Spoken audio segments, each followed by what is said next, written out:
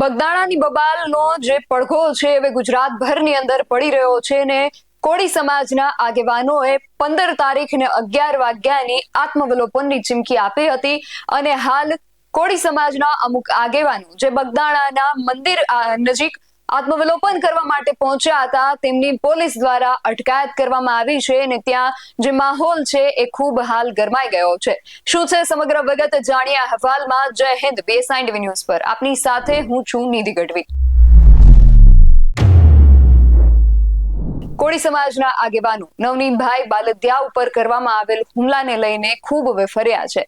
સામાજિક આગેવાનો, રાજકીય આગેવાનો દરેક જે છે એ આ કેસમાં તટસ્થ તપાસ અને ન્યાયની માંગ કરી રહ્યા છે।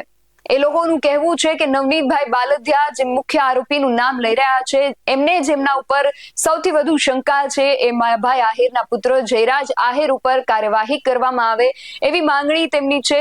થોડા દિવસ અગાઉ કોળી સમાજના 16 જેટલા આગેવાનો બગદાણાનું જે મંદિર છે એની આગળ આત્મવિલોપનનો પ્રયાસ કરશે એવી વાત તેમના દ્વારા કરવામાં આવી હતી। વોટ્સએપ ગ્રુપની અંદર આ મેસેજ જે છે એ ફરી રહ્યો હતો।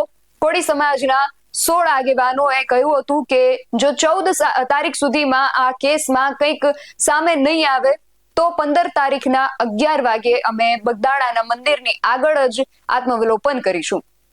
આ 16 માંથી લગભગ 2 થી 4 જેટલા લોકો બગદાણાના મંદિર નજીક પહોંચ્યા હતા, જ્યાં પહેલેથી જ પોલીસ દ્વારા ચુસ્ત બંદોબસ્ત ગોઠવી દેવામાં આવ્યો હતો અને આત્મવિલોપનનો પ્રયાસ કરતા જ 4 જેટલા લોકોની પોલીસ દ્વારા અટકાયત કરવામાં આવી છે। ત્યાંથી જે દ્રશ્યો સામે આવ્યા છે તેના પર એક નજર કરીએ અને એ બાદ કોળી સમાજના આગેવાન અને વકીલ શું કહી રહ્યા છે તેમને પણ સાંભળીએ।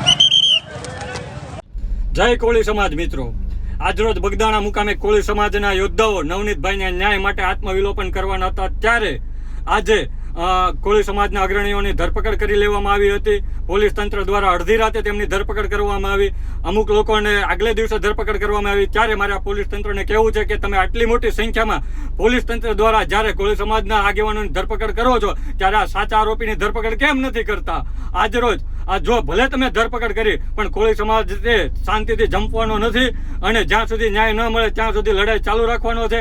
અને આજરોજ અમે કીધું હતું કે બગદાણા ધામ ખાતે આત્મવિલોપન કરશે, તેમાં અમારી ટીમના 2 સભ્યોએ સ્થળ પર જઈ અને આત્મવિલોપન કરવાનો સંપૂર્ણ પ્રયાસ કર્યો છે અને તેને પોલીસ દ્વારા ફરીથી ધરપકડ કરવામાં આવી છે।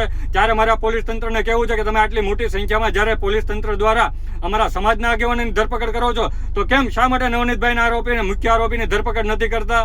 આ પોલીસ તંત્રની ઢીલી નથી કેમ? કોળી સમાજની સાથે હંમેશા અન્યાય જ કરવાની છે। જય કોળી સમાજ। તો હવે આ કેસમાં આગળ શું થાય છે તેના પર સતત બધાની નજર રહેશે। કોળી સમાજના 4 જેટલા આગેવાનોની પોલીસ દ્વારા અટકાયત કરવામાં આવી છે।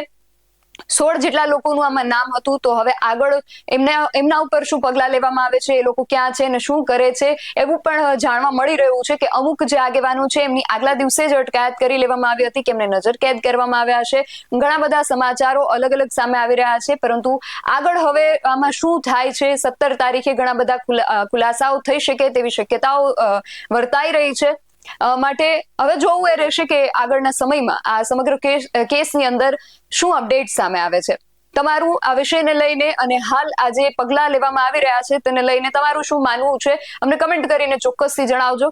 આવા જ વધુ અહેવાલો સાથે મળતા રહીશું। તમે મારી YouTube ચેનલને સબસ્ક્રાઇબ કરવાનું અને અમને Facebook અને Instagram પર ફોલો કરવાનું ભૂલશો નહીં। બાકી અવનવી અપડેટ્સ માટે આપ જોતા રહો BSI ન્યૂઝ।